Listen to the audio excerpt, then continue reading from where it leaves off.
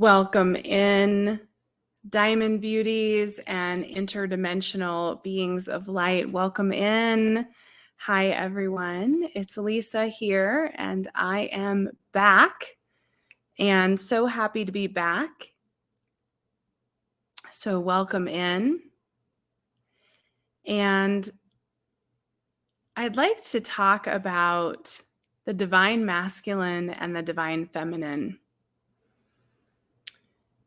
My entire life, I have been looking for answers about how I feel and why I feel feelings that don't make sense at the time. Why am I empathic? Why am I able to see things others can't? Why am I wanting to heal everyone around me? So this has been my life's journey. It's led me to study clairvoyance and the occult and the Kabbalah and go deep into meditations, follow the Dalai Lama. You name it, I've done it over the last 40 plus years of my life. And it's led me to this moment. I've been on a brief hiatus, much needed.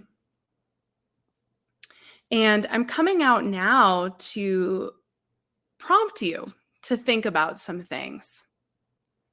And so what I'd like to begin with is this idea of trauma, childhood trauma. And that's an intense word. Like, to say that word, we think, well, I haven't had trauma or I haven't been through that. And yet most of us have had something happen in our life as children. Moves, accidents, divorces, change, illness. We've had challenges. Maybe it was a difficult teacher. But we've had challenges in our life. And as a child, we begin to anticipate the unexpected through these traumas, through these challenges. So something happens to us that we didn't like, or we didn't feel comfortable, or created a broken bone, or some kind of experience that was traumatic. And from that experience as a child, we use this term resilience. But really what we're doing is teaching ourselves to anticipate the unexpected. And so without any fault of our own, we actually began as children to develop our psychic gifts, our empathic gifts. We anticipated outcomes. We knew when others needed cared for. Perhaps we cared for others to ensure that there wasn't an emotional explosion, or to make sure that we knew we'd be safe if we were in control. And what this is an imbalance of the masculine energy in the body. The masculine is what creates order in the chaos. And when our masculine energy becomes imbalanced, then we want to control things. We want to create systems and processes, ways to ensure that the outcome is what we want it to be. And that control energy turns into all kinds of things throughout our lives, right? Controlling the outcome is simply a way for us to ensure that we won't be surprised, that we won't be traumatized, that we won't be hit off guard. And so we go through our lives caring for others, anticipating outcomes, and this manifests now in all of us who are adults, all of us who are part of this community. Anybody who's watching this, I know that you know that you're empathic, you're psychic, you're sensitive, you have gifts, you understand what people need, you can read people. You have a sense, a sixth sense of what might happen next, or if something's going to go wrong. Maybe you worry about what's going to go wrong. Maybe you have dreams that tell you what's going to happen next because you've developed that ability. What if our gifts are actually coming from a place of childhood trauma, from a place in which we don't want to be hit with a surprise. We don't want to be in the unexpected. Well, the divine feminine is chaos, natural order. She just knows what's right. No one tells Mother Nature that it's time for the leaves to blossom, the trees to open up. She just inherently knows. And she doesn't do it too soon. Spring doesn't come too soon. Fall doesn't come too early. It comes exactly when it's meant to. And so I'm sharing this because I want to introduce our work now together going forward, which is to be in the unknown,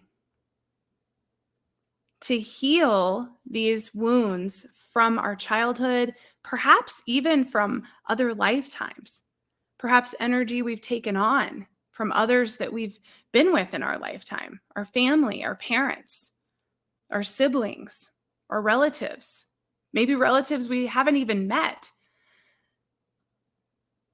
But it's time now to heal those wounds that are causing us to need to know the future. I wrote in my book, Enlightenment Pie, a statement that is still true today.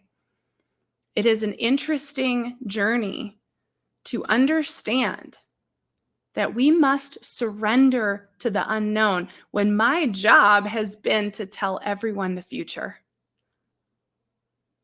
And that isn't my job anymore. I'm putting that job over here because that job is just enabling you, my community, my peeps. I'm done enabling you. I want you to heal your trauma. I want you to liberate your lineage